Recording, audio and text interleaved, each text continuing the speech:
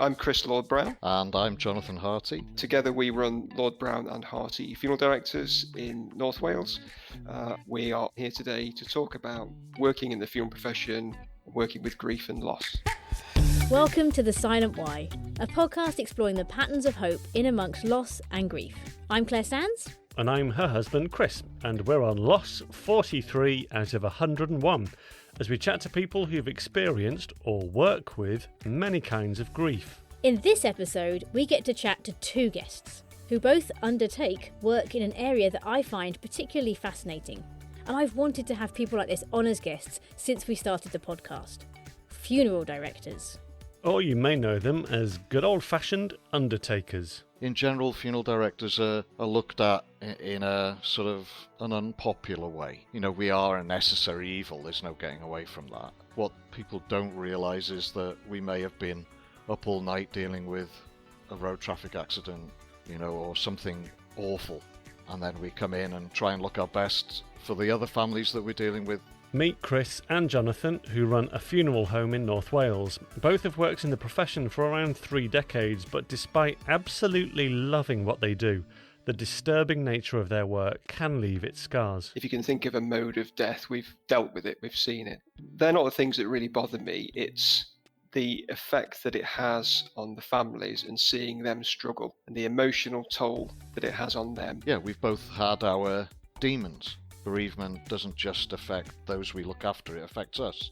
And lots of the people we look after, we know. And that's kind of hard, and it's cost me relationships, freedoms. It's cost an awful lot psychologically as well. They share with us what it's like working in a 24/7 on-call job, dealing with people who are very fresh into their grief, why Jamie Oliver visits regularly, and what place hope has in the funeral business. What gets me through the day is having the opportunity to make a difference, to make a real difference to the families that we come into contact with.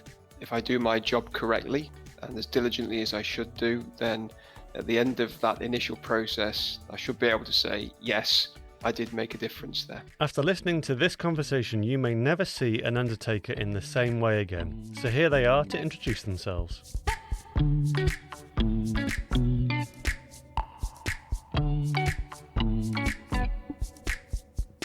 I'm Chris Lord-Brown. I'm a funeral director here in Llandudno in North Wales. I've been a funeral director since 1996. Alongside Jonathan, my colleague, we run our funeral directors, Lord-Brown and Harty Ltd. He's of no use after that whatsoever. That's it. My name's Jonathen Harty. I'm a funeral director. I work in Llandudno with my colleague Chris, who you've just heard from. I've been a funeral director for over 30 years. I can't think of another way of life. Jonathan, starting with you, take us back to something near the beginning of your time as a funeral director. I noted on your website that both of you started out progressing down a teaching route. So at some point you decided no to the teaching and yes to funeral directorship, if that's even a word. How did that come about? I sort of fell into teaching, really. I didn't know what to do for a degree. I wasn't particularly bright at school. I did fine, but I didn't really know what to do. And I ended up doing teacher training, 4-year B.Ed, started teaching and then realised that teaching is for some people and not for others. It was quite... you're very young when you start. You're very young. And I was teaching secondary school. Some of the sixth form kids were 2 or 3 years younger than me. It's a huge thing to have to stand there looking really young with hair that I haven't got now and teach these kids. And you soon realise that this is not the job for me. And I was in Warrington and I wanted to come home to North Wales. I missed seeing the mountains. I missed a family. I wanted to come home. Came home and didn't know what to do. Anyway, I was offered a job to cover somebody at a funeral directors that we both worked for a long time. And just stayed. I was there for 29 years. It just became a way of life. It is in my family. My great-great-grandfather, great-great-uncle were both funeral directors. But it wasn't something that I ever thought I wanted to do. I just sort of fell into it. And you naturally realise that, actually, I quite enjoy this as hard as it can be. I do really enjoy helping people. and 30 years later, I'm still doing it. Before I ask Chris the same question, those words you said, and I just stayed, there must have been something that grabbed you that you thought, I like this. Can you remember what that was? It's very stressful, this job, especially when you're quite young. If you're quite young in the funeral business, families have a lot of trust issues with you. So you'll walk into a home full of people where someone has passed away, and you look very young, and it's hard for young funeral directors. It's hard to have that gravitas that you get when you get old and grey. But people were very kind and very supportive, and I felt like this is what I'm meant to do. Once you start to deal with families, you become part of someone's family for a couple of weeks. And it's almost like a drug, really. You can't help yourself. I've got to help these people. If you become addicted to it, it's like, I'm quite good at this. I can help people. Why would I want to do anything else? And it's been like that for a long, long time.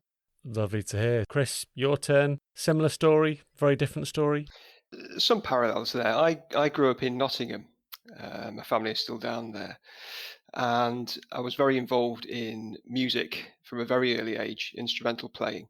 And in my younger years, I really wanted to become a professional musician.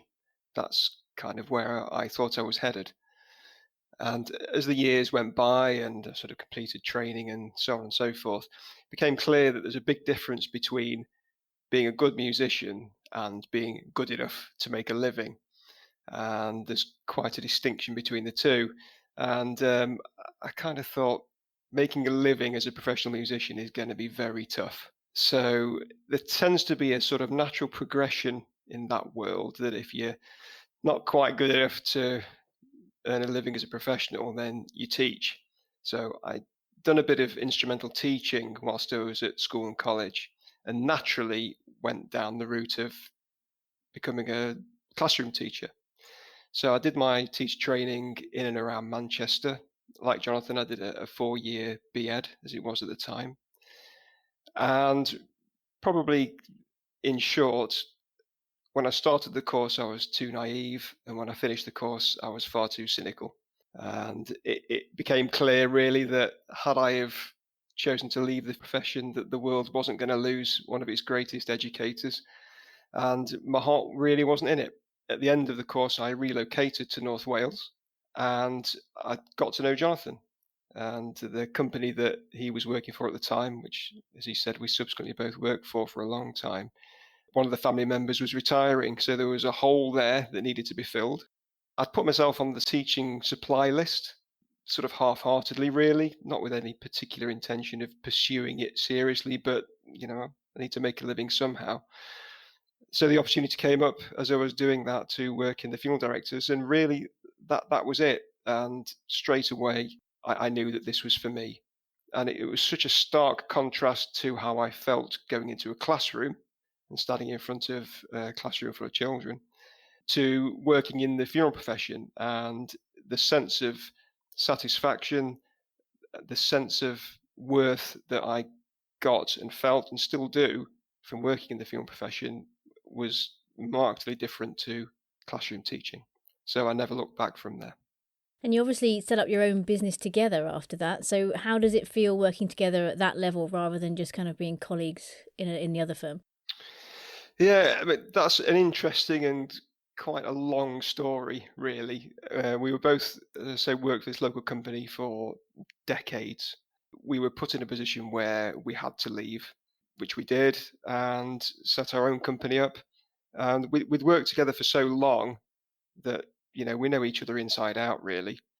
So it was a sort of fairly easy progression from being work colleagues and employed to owning the company and working together in that capacity as well. It has worked really well so far, incredibly well. In fact, I'm still shocked every day as I drive into work, and you look at the beautiful bay in Llandudno as we come over the hill, and you think to myself, can't believe I'm in this position. I'm in charge of my own destiny. The only person I can blame is myself. But other people are reliant on me. The people we employ. Chris is as reliant on me as I am on him. Yeah, it's a different way of life, but I absolutely love it. It's changed everything. It's changed everything. And it's enabled us to do some of the things that we weren't able to do when we worked for someone else. Things that were a huge mountain to climb back then are nothing now, because we just say yes. Yeah, of course we can do that. Not, I've got to check with owners. We just say yes, it's fine. We don't have set hours. We just work, which is great for us. Not so great for our families, but it's great for us. It's a huge change. When I was looking at your website, what struck me about it was the phone number has after it 24 hours a day. Yeah. There's not a lot of businesses that have to run like that all the time on one phone number. So I guess it's quite a hidden away world what you do in some ways. And it's for us, or for me, I find it fascinating. So just paint a picture of what an average, if there is an average day, looks like. What kind of things are you doing? The short answer is we do all of it. We cover on call 24 hours. At the moment, we sort of alternate days and weekends, but one of us will always answer the phone, be that 3 o'clock in the morning or 3 o'clock in the afternoon. So if we were called in the early hours, typically we could be, depending on the circumstances, we could be out for 2, 3 or more hours, depending on the complexity of what we're going to. So quite often we may have very little sleep and we're still in the office 8:30, 9 o'clock in the morning, carrying on with a day that already would have been pre-planned. So yes, we look after everything from the first call, from the initial phone call that we may receive from a family. We are on call for the coroner. So we deal with any sort of sudden or unexpected deaths, whether that be in home or accidents and so on and so forth. So we deal with all that as well. And during our typical working hours, our regular working hours, we are dealing with families, arranging appointments to arrange funerals, taking funerals, going to the hospitals to collect people and bring them back into our care, and all the preparation and so on that is surrounding that. So really every facet of the funeral, from the very first call to taking the funeral at the end of that process, we deal with all of it. And we run a business as well, and all of that entails, dealing with accountants and all the other stuff that the boring bit really. But we've coped with that quite well. In fact, I'm convinced that you can run a business these days from your telephone. It's not like it used to be. It's a lot easier to do all of that. Bookwork and accountancy can all be done via apps. Is there any common or really frustrating misunderstandings that you find that you either have to or want to correct people when they assume stuff about your roles? Things are changing, but in general, funeral directors are looked at in a sort of an unpopular way.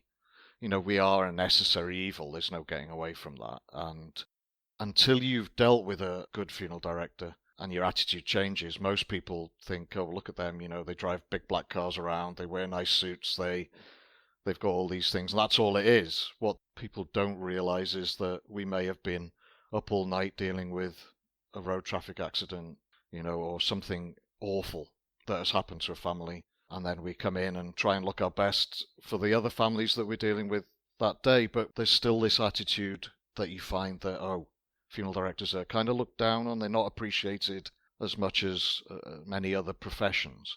And until you've looked after a family, that attitude tends to stay, and then the way they look at you, the way they think about you changes dramatically when you've helped them. And I'm under no illusions that we do anything more than help you on that first step. We just do the practical things that you can't do in the depth of your grief. We help you, we do those. We carry you for a few weeks, and all we really do is enable you to, or carry that burden and enable you to start your grieving process, whatever type of funeral you have. It's just that public goodbye, isn't it? It's that the hard work starts after that, the grieving, the loneliness.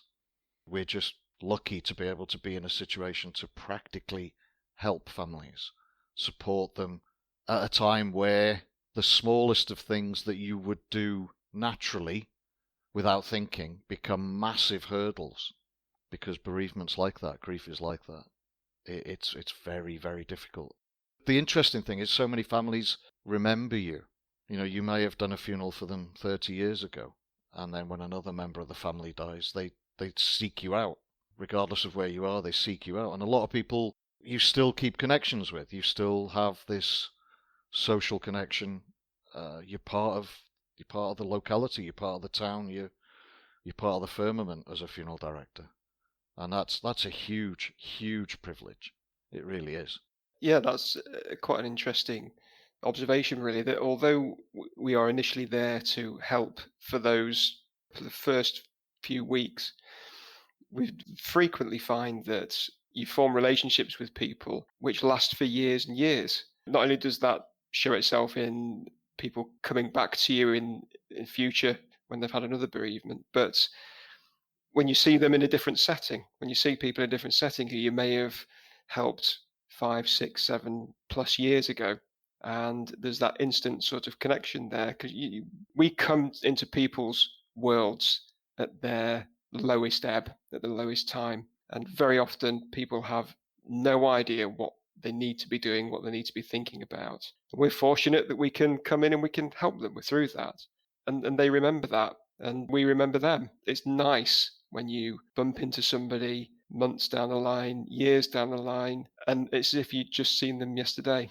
And it really is sort of heartwarming, if that's the right phrase, that we have those connections with the people that we deal with.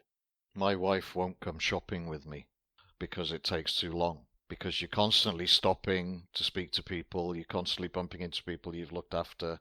I want to speak to them. They're part of your life. There's no hiding from that. Just today, I nipped to get some lunch from the local supermarket and bumped into 5 families that I've looked after in the past, and it takes a lot longer. Thankfully, I was waiting for a prescription, so it filled the time, which is nice. But that happens all the time. My wife just says, no, if you're going shopping, go on your own. It's fascinating because you're there for these families at a time when a lot of people would probably find it very awkward to be around them and speak to them. So a lot of people we speak to, especially when it's been a really horrific bereavement or a child or something like that, they say one of the things they found is that friends and families, colleagues, they don't really know what to say to them, or people have avoided them completely. But you're right in the heart of that situation that a lot of people fear. Do you think that you're comfortable around grief? Have you got to the point of that just being so natural for you that you always feel comfortable? Or is it because it's so different with grief, you're still a bit like going into it thinking, I don't know how I'm going to be with this one, because some people react very differently? Everybody's different. Everybody is bringing their own sort of experiences or their own attitudes to death and the death that they are currently going through, whatever that may be and whatever the circumstances are, which alters their behavior and how they are. So when I go to meet a family for the first time, I may have spoken to them on the phone initially, fairly briefly sometimes. So I'm always a little bit guarded as to how are they going to be. And really, you take your lead from them. And quite often people are very open and they're very welcoming, and yeah, this is going to be fine. Sometimes people just don't want to engage because it's the last thing they want to be doing. And we're turning up and we're the reality check that they have to deal with this.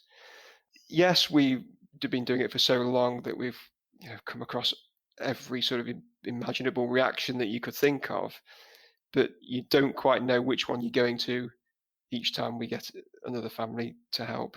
So initially very sort of guarded, just to sort of assess the situation and then see how we go.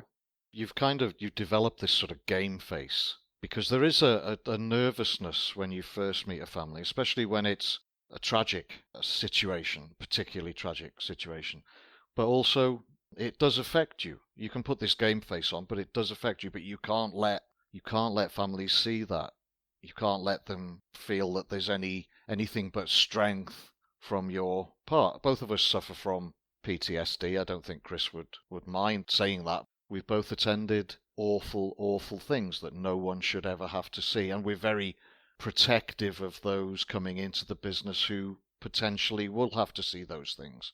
So we would rather go to a scene like that ourselves than let someone less experienced or newer to the business have to deal with that. And that's not good for them because we're overly protective, really. But yeah, we are like swans in a way, even on the day of the funeral. That we look as calm as we possibly can be, but underneath you're paddling away, worrying about every single aspect, just wanting to make things work for this family that you've spent so much time with, that you've become part of their family.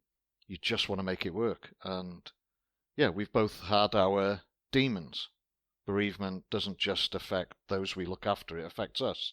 And lots of the people we look after, we know. Lots of the families we know, lots of the people who passed away we know, and that's kind of hard, and it's cost me relationships, being a funeral director. It's cost me lots of things, freedoms. Our freedoms are taken away because we are there for other people. It's cost an awful lot psychologically as well. Years ago, when I first started, there was very little support. So we would attend a scene with fire crew, police officers, ambulance crew, and they would all be debriefed, and we would then attend a post-mortem, and then go back to the office and have a cup of tea and deal with the next family. And whilst everybody was being helped out who worked for emergency services, we are left to try and deal with those issues ourselves. And that's hard because you compartmentalize them. Well, I certainly do. You put them away and then they just appear just to surprise you every so often. So we suffer a kind of grief as well. And all funeral directors go through that. You have to be pretty hard not to be affected by those losses. How do you deal with it? What are the things that you can manage? What are the things that others can help manage to be able to process and almost release that burden from you rather than carrying one death after another with you? I find that it's not the obvious things that affect me. From an outsider's point of view, you'd expect that some of the sights that we see will be the things that will keep you awake at night. And if you can think of a mode of death, we've dealt with it, we've seen it.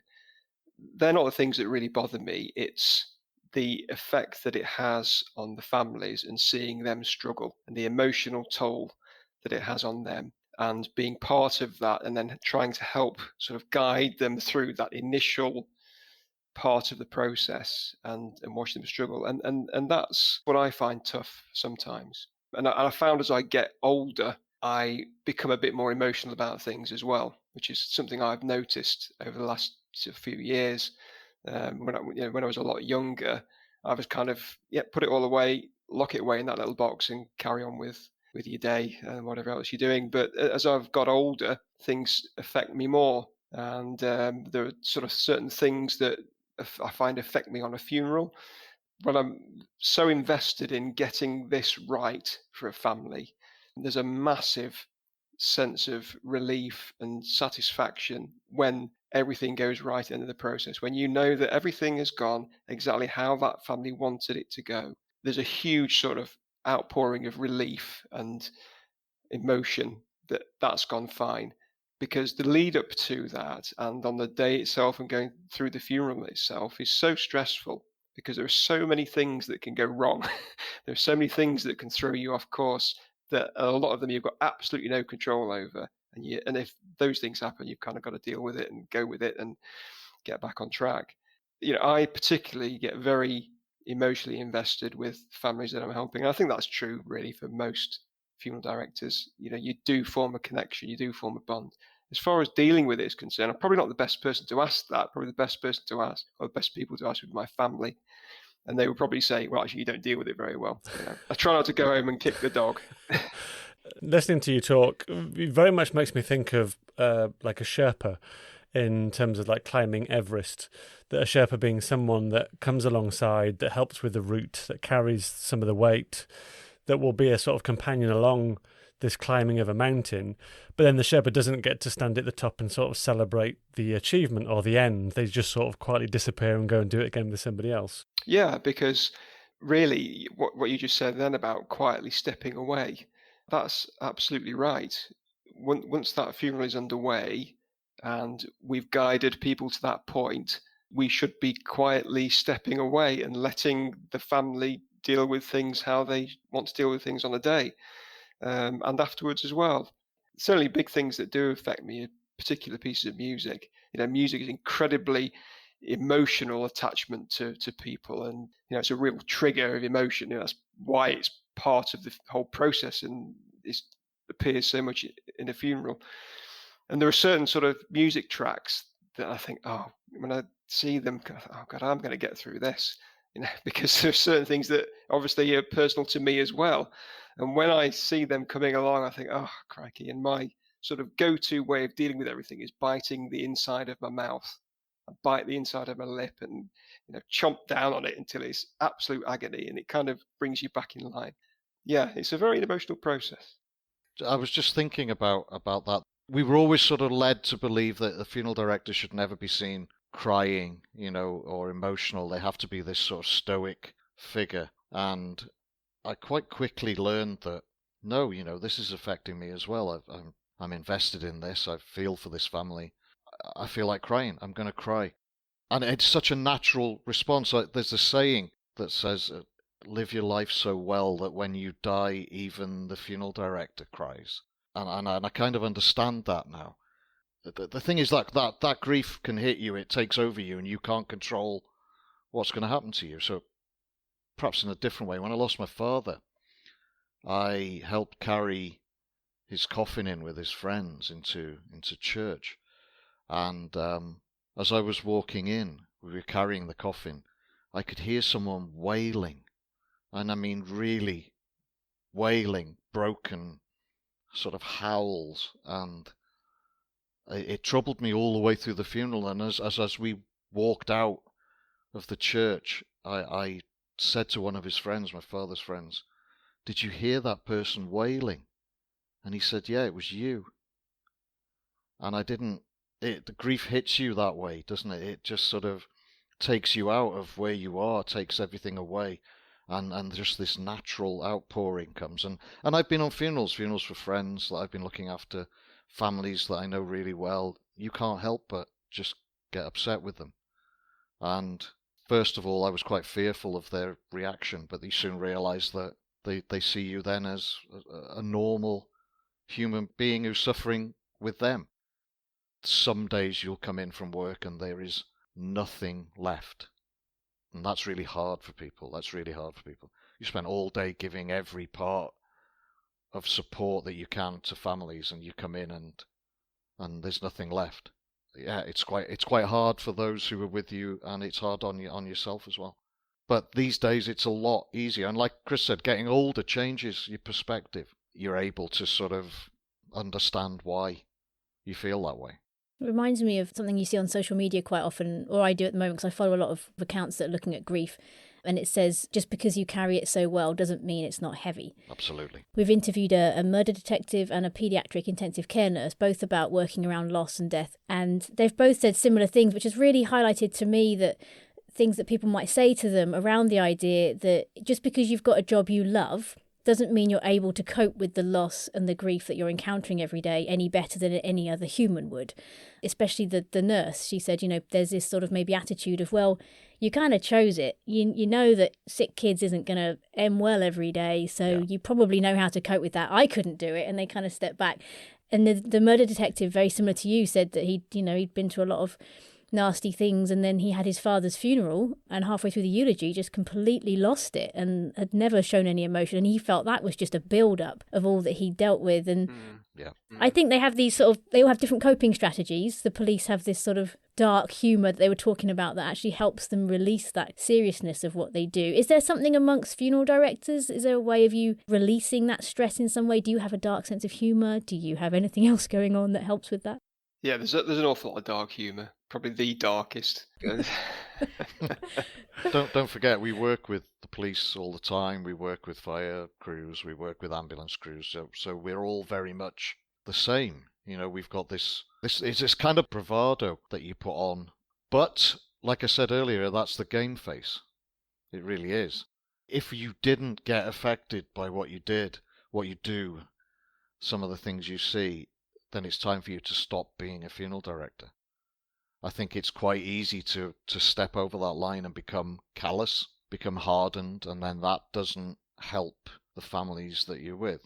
That lack of understanding, the not prepared to give as much time as you possibly can to them, that I'm too busy, I've got to go and do something else, is a trait that I see in an awful lot of funeral directors who've been doing it for a long time. And, I've always said to Chris, if you ever see me become like that, then I need to change my job and just wash the cars. Because the day it stops affecting you is the day you need to pack it in. Yeah, a lot of funeral directors don't help themselves because For some, it is nothing but a profit-making exercise, and they lose sight, if they ever had it, of why they are there in the first place. And we are there to help, and we are there to, as Jonathan said, to start them on that initial journey and help them in those first few weeks. But for some, that's not their primary concern. For some, it's just the bottom line. And we've both experienced that to greater or lesser extent, and it's not a nice place to be. Those are the funeral directors who give the funeral profession a bad name, and it's sad to see. And occasionally we hear sort of anecdotes and stories from families we've dealt with about what's happened to them in the past or relatives, and it baffles me. There's easier ways to make a living. So why you choose to come into this just to make a profit, I don't know. Claire mentioned your website earlier, but I think, well done really on the website, because it's clear that you see that as it being a resource. It's not just a directory of information, like a way of contacting us. It's a resource. It's like, here's what you need to think about. Here's what you need to do. Here's the process that you might need to consider walking through. Here's how we can help. 24 hours a day. Here's our number. A few times it mentions that. Yeah, we quickly learned that people these days will go straight to the internet. For example, if a family member is poorly, they're likely to pass away. It's easier to click onto the internet than it is to actually speak to a person. We've stepped it up. We've got a little chat thing on the internet that Chris mans, and people will look on the website and then perhaps type something into the chat, and then Chris will have a conversation with them. It just makes them feel a little better. Then they're armed with the information from the website. They've had a little chat. They then feel confident enough to come in or to phone us up. It's a huge sort of platform that's easy for people to use, that doesn't have that terrifying, oh my goodness, I've got to go to a funeral director's. I've got to speak to a funeral director. It's been an enormous boon for us. Funeral directors, traditionally, we just didn't have websites. We didn't have any sort of technological things going on, and now we've turned that on the head, really. I mean, Facebook has been a massive, massive thing for us. We quickly had over 1,000 followers on Facebook, just telling people what we were doing, what was happening, the things that were happening, how the business was developing, and the interaction on there is wonderful. It really does fill you with joy. Social media can be a terrible, terrible thing, but we've had nothing but positivity from our Facebook page, our Instagram page. Our friend Ash, who helped us design it, we're forever grateful, because he did such a good job of it. He's a pretty excellent chap. He put our ideas into fruition of how we wanted this to work, and did a fantastic job of it. Great name as well for working with you in the Undertaker world, isn't it? You're going to tell me you've got a colleague called Doug next, don't you? That's a good one. I'm going to use that in the future. With obviously you're talking to a lot of people who are grieving, and a lot of people do find that quite uncomfortable. Do you have any tips or any ways that you train people coming into it or anything like that? I know, like you said, being led by them is good, and we found that a lot as well. So some people will say, I don't use the D word, and other people will say, my husband died, and that's the language I use. But is there any things in particular that you would say would help people feel a bit more at ease with people who are maybe grieving? Well, answering that from the point of view of someone who isn't a funeral director, who has perhaps had a neighbour who's suffered a bereavement, and quite often I'll hear that families who have dealt with, they'll say, oh, I saw such and such, saw my neighbour yesterday, and she didn't want to know. She sort of looked the other way and, as you say, in effect, crossed the road to avoid the situation, because a lot of the time people just don't know what to say. They don't know what to say, and they think that if they say something, they're going to make it worse. Well, and you could do, but you can't really make it any worse than what they're going through. And I think bereaved people are aware that any comments that they get or any interaction they have from friends or neighbours or whoever that may be is ultimately well-meaning, and it's coming from a good place. So even if it is literally just, I'm sorry to hear, then that's enough. And it doesn't have to be any deeper than that. It's just an acknowledgement that, yeah, I know what's happened and I'm sorry. It comes from a good place. It's not anything other than well-meaning. But people are frightened because they're worried about making a bad situation worse. And they shouldn't be. speak to people. It's not difficult, is it? Just speak to people about what's upsetting them, how they feel. You don't have to offer any solutions. Just talk to them. Yeah, it's just that. Get just some experience, and really important for those in those professions who don't see the other side of the aftermath of what happens. So one of the things that we used to do is we would have a trainee doctors come and spend a day or 2 days with us, so that they could see what happens when their work doesn't work out, when things go bad, when the worst thing can happen. And coming to a funeral director, spending time, hospice nurses do it with us as well, spending time here with us, they get to see the other side of it. So from a funeral director's point of view, starting out, shadowing an experienced funeral director or coming and doing some work experience, actually being in that situation, families are very open. You just say to them, look, I've got a trainee with me, or I've got someone who's coming into the business. Do you mind if they come and sit in? Families are usually quite happy for that to happen. One of the questions we ask all our guests is about whether they've really grappled with the question why. Like, why do these things happen? Does that come up in your jobs at all? Sort of like a kind of, why am I doing this? But also, why do all these bad things happen? Or any other format of why type questioning?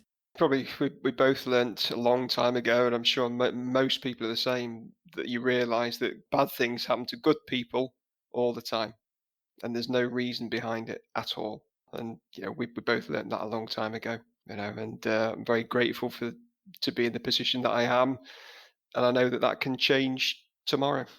I think it would be easier to understand certain things if I was a religious person. It would be easier to say, well, that happens because of this.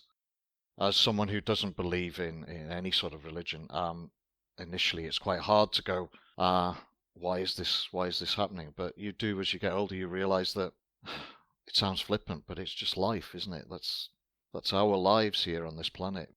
Bad things happen, awful things happen. I do totally understand when people say, it's the price that we pay for loving someone is that loss when they're gone. It's a kind of price that we pay for it. It'd be easy not to have relations with people. It would be easy not to speak to them, to hide yourself away, and all of those things. But we don't do that. We're social animals, aren't we? We're human beings. We need those connections, and with those connections come loss, and that's the hardest thing. The thing is with loss and bereavement, it never goes away. You just learn to sort of adapt around it. Your life continues. And that's one of the things that people will often say to me, I wish everything would just stop. But life just sort of goes on around you when you're in that limbo of your own loss, of your own grief, of your own bereavement. And as you both work around death all the time, it's your job, you've no doubt had and will have friends, family that can't bear talking about death, thinking about death. How has your experience and your work maybe shaped or changed or evolved your own view of death, talking about it, thinking about it, planning for it? I think I love the Victorian tradition surrounding the funeral directing world. I love the ceremony. I love all the things that we do, the vehicles, the outfits, the hats, the canes. I love all of that. It's not appropriate in every situation, but I do love that tradition. But there's also the tradition of we don't talk about it. It's not something you speak about. And I've been a huge proponent really of saying, no, we really need to. Because if we don't speak about things, they're just going to manifest and become infinitely worse. I've very few members of my family or friends who aren't absolutely fascinated and want to know every detail of what goes on. I've rarely come across someone who will go, oh, I can't. Occasionally when you're driving through town in the hearse, in a funeral procession, and you'll see people look away, or you'll see people hide their eyes. But it's quite rare these days. Most people are absolutely fascinated by what we do and what happens. And we're open. You can turn up here and we'll happily show you around, including behind the scenes. Obviously there are rules and regulations and appropriateness with regards to people who passed away, but the actual firmament, the infrastructure here, we're happy to show you around.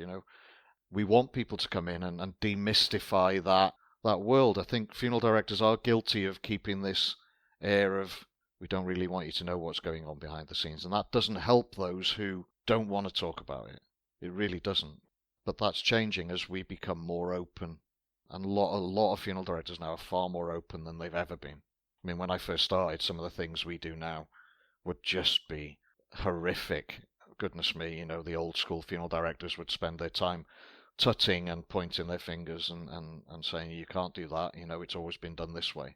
And the idea is, well, let's change it. Yeah, things are changing. Certainly the funeral profession is changing, and people's attitudes to the funeral ceremony. We've seen big changes towards direct cremation, for example. That I think is probably one of the biggest change we've seen in the profession over the last couple of years, is this introduction of a cremation without a service. It's sort of just, no, I don't want any sort of funeral ceremony at all. I just want to be taken to the crematorium, and that's it. We've really seen an introduction and that grow over the last couple of years.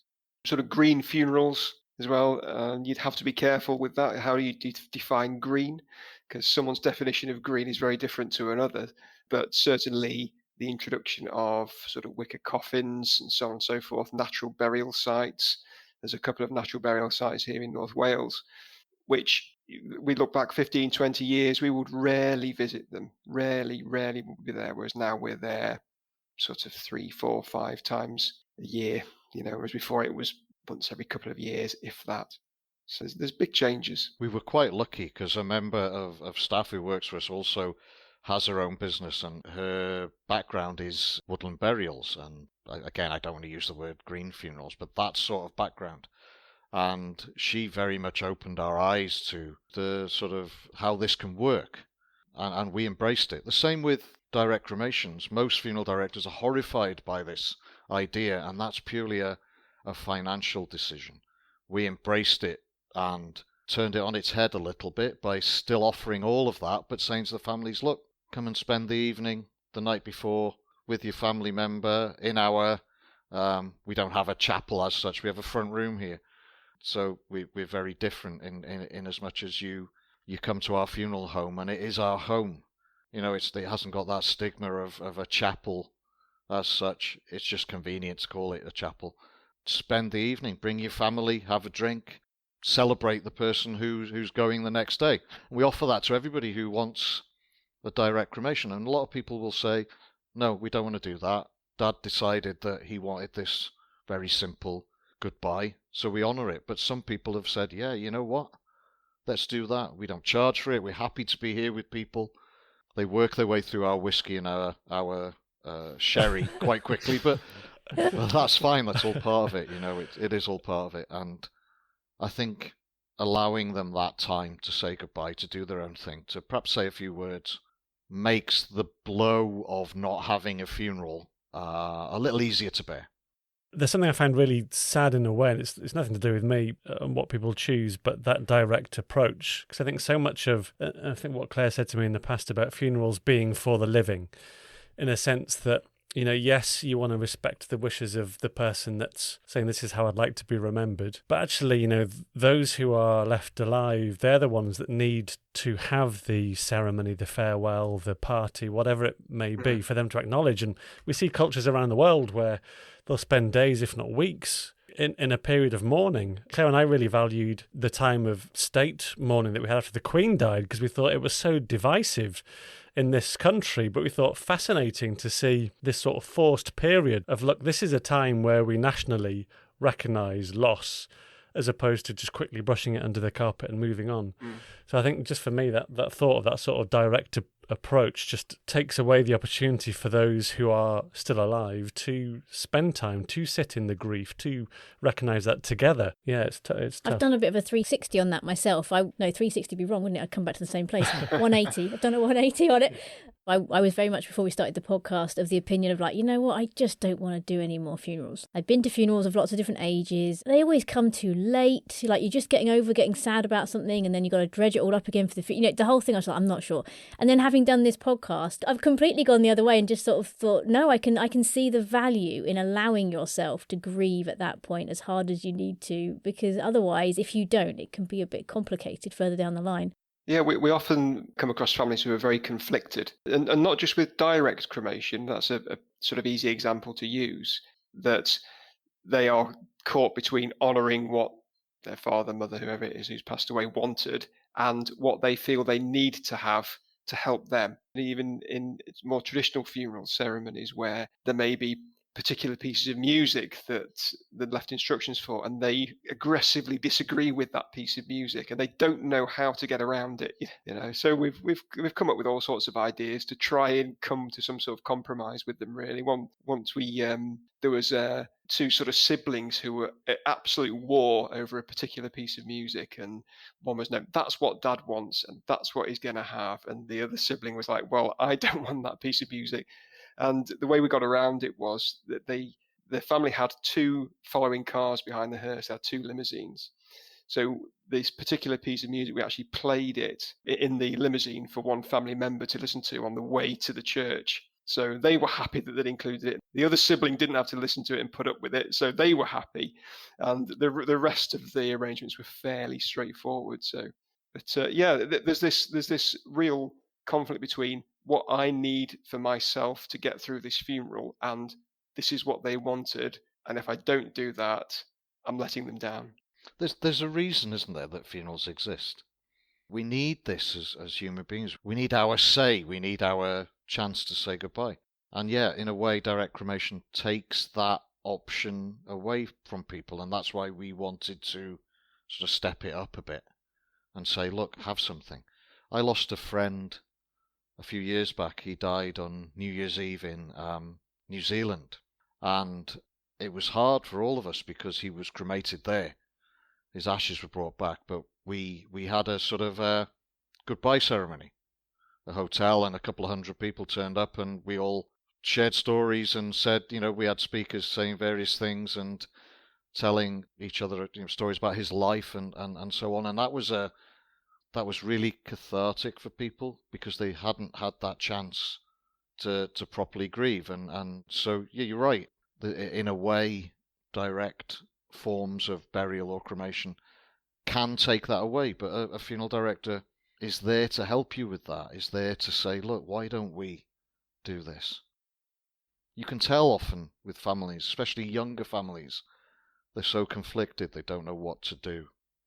They need someone to say, well, what about this?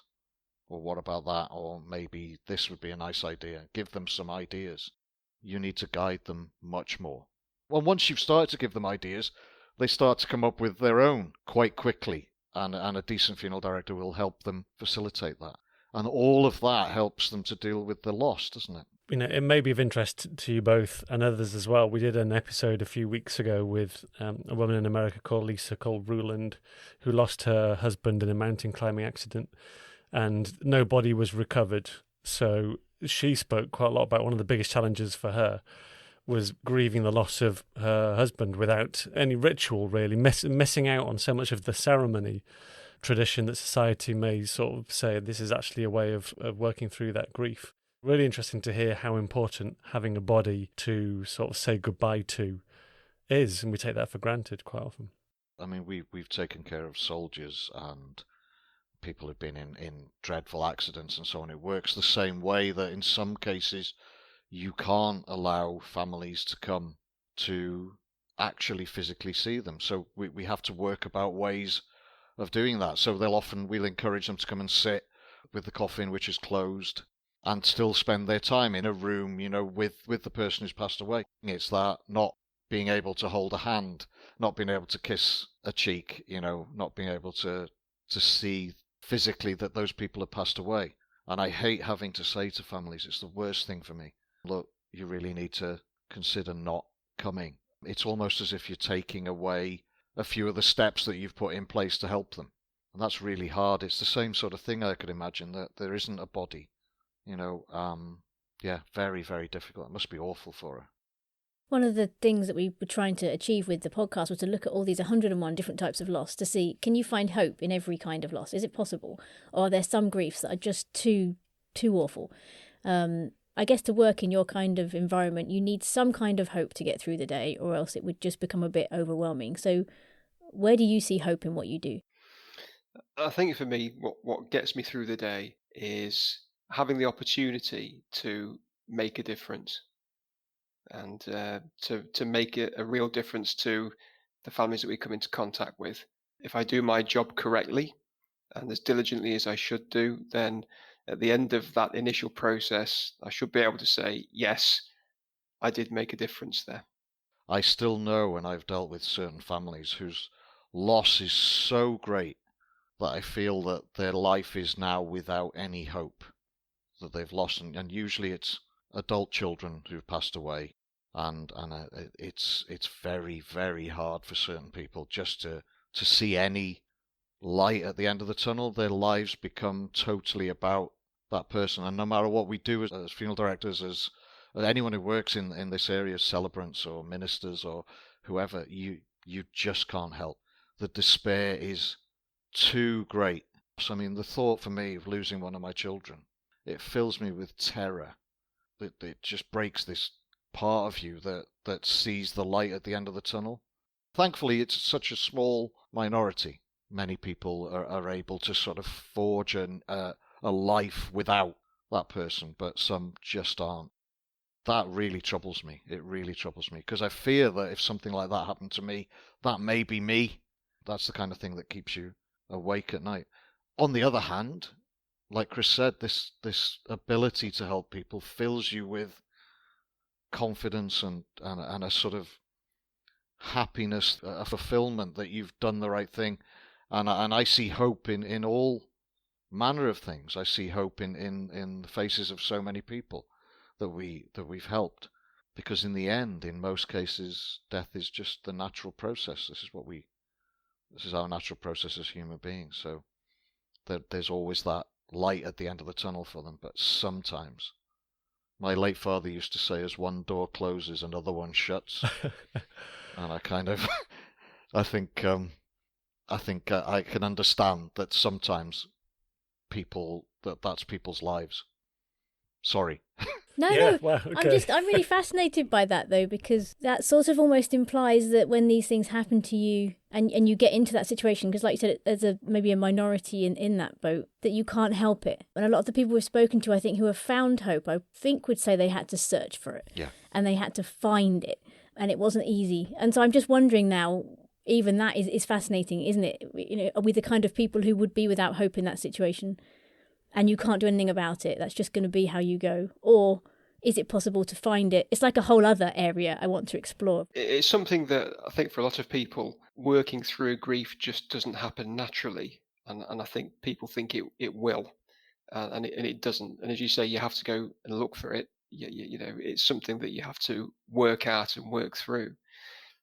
There's also that thought that sometimes people don't want to get through it. Mm. You know, they don't want to. It's not about wallowing in grief or self-pity. That's doing them a disservice. It's almost a feeling of guilt if I don't feel bad today. Yeah, if I don't feel bad today, then I am not honouring the person who's passed away. And they make a choice to stay in that place without sort of attempting to work through it. And as you say, it doesn't just happen. You know, this sort of often wheeled out phrase that time is a great healer, you know, that doesn't automatically happen. And for some people, they don't want that. They'd rather stay in that place. Yeah. It's this guilt, isn't it? It's, you've had a bereavement, someone has passed away, but for a fleeting moment, an hour of your life, you forget. And then it hits you again. Because you were busy doing something else, it hits you again, and that guilt of, oh my goodness, how could I possibly forget? How could I possibly go back to normal? A lot of people struggle with that one. I've felt it myself. I've felt it myself, that guilt of going back to what we said, life carries on. Yeah, you'll be upset when I die, John. I won't, Chris. You'll be absolutely beside yourself. I won't. We're just about done. But I'm going to put you both on the spot. Hypothetically speaking, Jonathan, starting with you, let's say some tragedies happened and you were taking care of Chris's funeral. What one thing might you do to have sort of a bit of it like the last laugh? What one thing might you do at Chris's funeral to put your stamp on it? I'm going to put him in his coffin upside down, face down. For Chris, I don't know, to be honest. It's something we've not spoken about. I think He'll probably have a direct cremation. Yeah. I won't tell anyone, and no one will come Okay. to his funeral. Chris, there you go. You're upside down. You're directly cremated. Yeah, no more than I deserve. Jonathan's turn. If you're doing his funeral, what would you do to put your stamp on it? I'll probably subcontract it out to someone else. Oh, low blow. Yeah, that's harsh. That's harsh. One of the things I wanted to ask you is, do you still have Jamie Oliver visiting you? Because that's how we found you on the internet in the first place. Jamie's wonderful. So Therapy Dogs Nationwide, a friend of ours, does an awful lot with them. And Jamie Oliver, The dog. the dog, yeah, who comes to visit, he's wonderful. He's quite young, so he's a bit flighty initially. When he comes in, he gets very excited to see us. But when he has been here, it's made a massive difference. I mean, this dog knows that you are suffering, and he will come along and put his head on your lap and sit next to you. If there's any young children here, he'll play with them. It's such a good idea. I know they go into hospitals and hospices and things like that, because animals have this ability to just take us away for a few moments. And Therapy Dogs Nationwide are just a brilliant charity. And I absolutely encourage any funeral directors, just get them in. Yeah, the other thing, going to one of the families that we know who we've dealt with, they lost a child, a baby. And we've tried to support mum and dad. They have been amazing. Chris looked after them, but the mum and dad have just been astounding. They didn't let the worst thing that can happen to a parent destroy their lives, and they just went out to help other people. And mum started making teddy bears. They're called Hunter bears. Their little boy was called Hunter. And these teddy bears, she hand makes them, and they're for bereaved parents. The bears are made, they're the same weight as the child who passed away. They've got little heat pads in them, and they're just wonderful. Got one in the office, and just when you come in through the door, and everybody comments on it. And for every one that families buy, she makes another one that gets sent off to hospitals and places like that where mums and dads are suffering that bereavement. But yeah, we're talking about hope. Some people really do know how to see past the grief and create something wonderful. That's a great idea. I haven't really come across that before. Thank you. One last question, which is, what's your Herman? Well, what is my Herman? Coming back to, we've touched on this a few times in the last sort of hour or so, is people's attitudes to grief and how everybody's different. And there seems to be this traditional sort of model, almost, if that's the right phrase, of the journey through grief. And you start at point A and you work through to point B. And you go through this sort of denial, anger, bargaining, etc., acceptance, and so on and so forth. And whilst, yes, that is true, the grieving process isn't linear.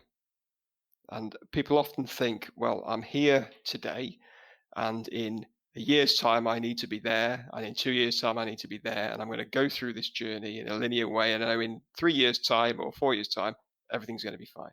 And my Herman would be, don't expect the grief journey to be linear. It's all over the place. It's a child's scribble of backwards and forwards, up and down. And when I've met people who I've perhaps taken a funeral for 18 months ago, they're no further on in that journey than they were from the day that it happened. And then I can see them in another 6 months, and they're way, way ahead of where they thought they would be. And then they're back again, and it's backwards and forwards and up and down. So no, don't expect the grief journey to be linear. Mine's a saying that I think is really important when you are bereaved. And it's been really important for me the last few years. And I say it to myself an awful lot, and that is that you don't need to attend every argument that you're invited to, especially when you're bereaved, or especially when you're suffering a loss or any sort of struggle. Just let those things that you would usually argue about or disagree with people about, just let them slide over you. You've got enough on your plate. It's easy to lose your temper, to snap, to say the wrong thing when you are bereaved. So, and it's something I've had to learn quickly. I've always been a little bit loud in certain things. It's made a huge difference in my life. that I don't have to attend every argument I'm invited to. So that's my hermit.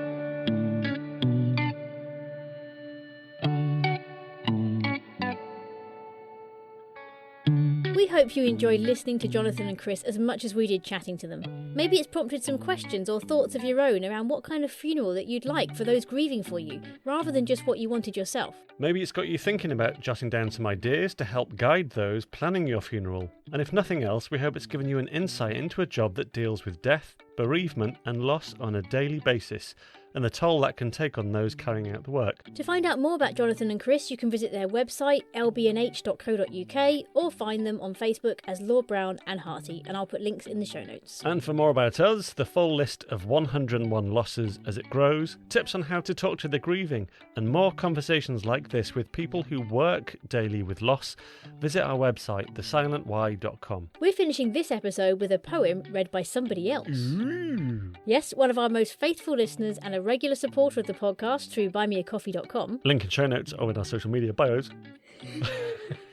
Sent me a poem that he had heard at a funeral a while ago, and it was so perfect for the podcast I asked him to record it and send it to me. And it's a great fit to end this episode. Not only does it come from a funeral, but the man reading it has a gorgeous Scottish accent, meaning we've got a bit of England, Wales and Scotland contributing to this episode. So over to the very lovely, very Scottish and very talented John Cunningham, who also has one of the biggest and nicest gardens I've ever seen. The Dash by Linda Ellis. I read of a man who stood to speak at the funeral of a friend. He referred to the dates on the tombstone from the beginning to the end. He noted that first came the date of birth and spoke of the following date with tears. But he said what matters most of all was the dash between those years. For that dash represents all the time they spent alive on earth.